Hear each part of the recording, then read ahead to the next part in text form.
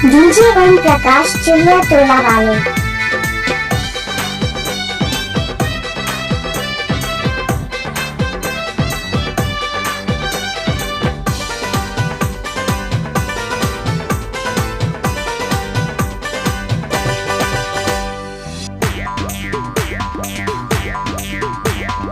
चट देनी मार देली खींच के तमाचा ही हंस देले। डीजे ओम प्रकाश चट देनी मार देली खींच के तमाचा ही हंस देले। ही हंस देले ही हंस देले। रिंकिया के पापा ही हंस देले। रिंकिया के पापा ही हंस देले। रिंकिया के पापा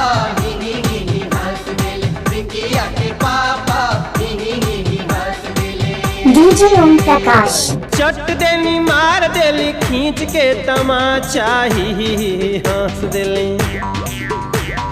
चट देनी मार देली खींच के तमाचा ही हंस देले।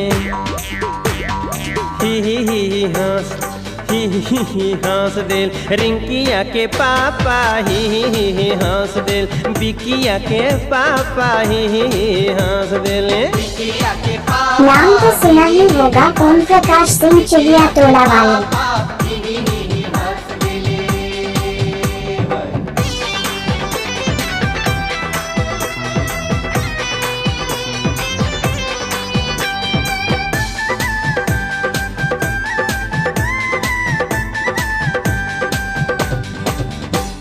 सुनीला की मर्द के ना नाम लिहल जाला। मर्द के नाम लिहल जाला। इनके बिना नाम लिहले कुछो ना कहाला। डीजे ओम प्रकाश सुनीला की मर्द के ना नाम लिहल जाला। इनसे बिना नाम लिहले कुछो ना कहाला। नाम लेके कहेली कि चाय दो जरा सा। नाम लेके कहेली कि चाय दो जरा सा ही हंस देले। नाम तो सुना ही होगा ओम प्रकाश सिंह चिड़िया तोला वाले। बिकिया के पापा ही हंस देल। बिकिया के पापा ही हंस देले। रिंकिया के पापा हंस देले। रिंकिया के पापा हंस देले।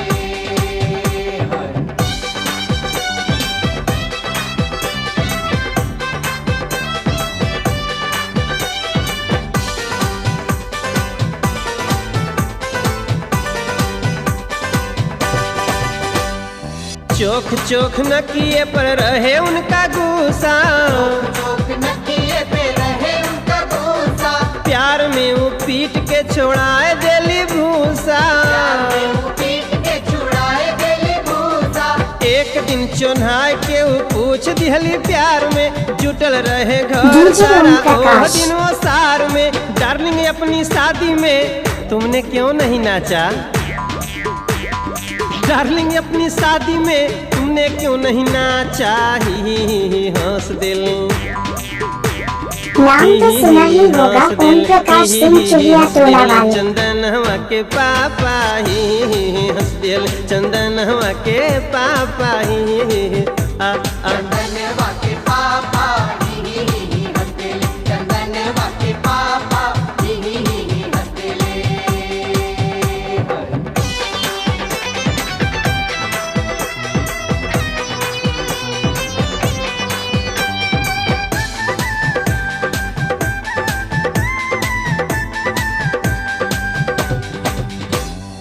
बिहने आदेश सुनावे मन माना। ऑफिस से जब आना हरी सब्जी लेते आना। कहे घर में पहनूंगी मैं लूज पैजामा। सूट सलवार चोली का नहीं जमाना।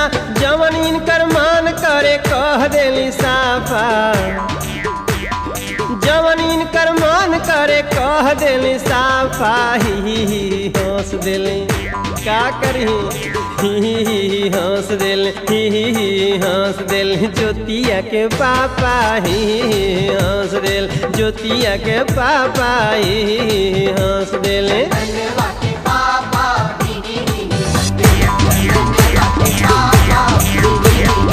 चट देनी मार देली खींच के तमाचा ही हंस देले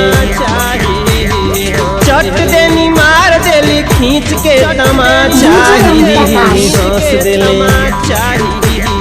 ही हंस देल ही हंस देल रिंकिया के पापा ही हंस देल रिंकिया के पापा नाम तो ही सुना ही हंस होगा देल ओम प्रकाश सिंह चुहिया टोला वाले।